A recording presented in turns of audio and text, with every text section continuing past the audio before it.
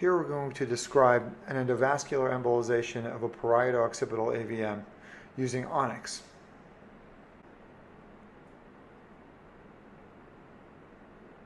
This is an 18-year-old male with seizures and a large parieto-occipital AVM with multiple previous stage embolizations.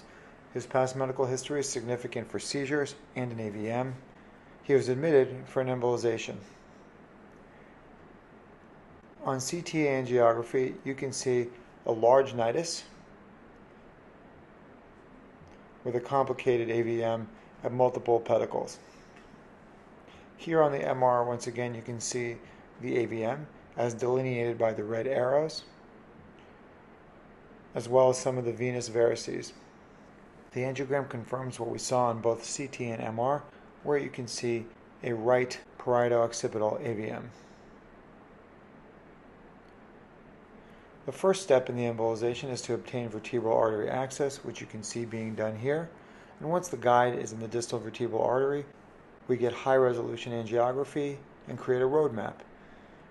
Under roadmap conditions, we navigate a microwire and an 014 catheter along the wire into the right posterior cerebral artery.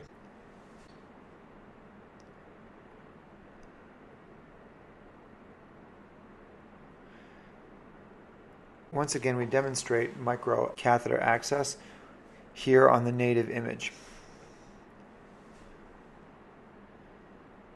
Using both AP and lateral projections, we attempt to bring the catheter as close as possible to the nidus.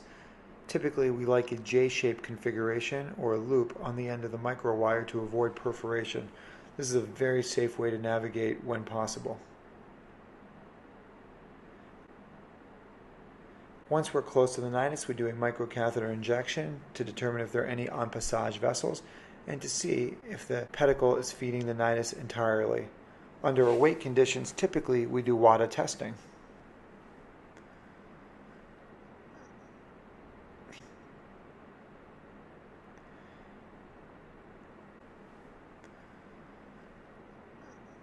Here we can see the start of the embolic material coming out of the microcatheter. We see that we're getting excellent flow out of the microcatheter and the beginnings of nidal penetration. Typically we use Onyx 34 and occasionally Onyx 18.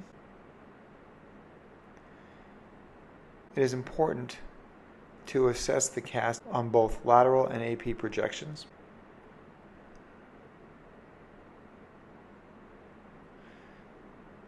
After we've embolized the pedicle, we do a final run to assess the residual portion of the AVM as well as the venous drainage.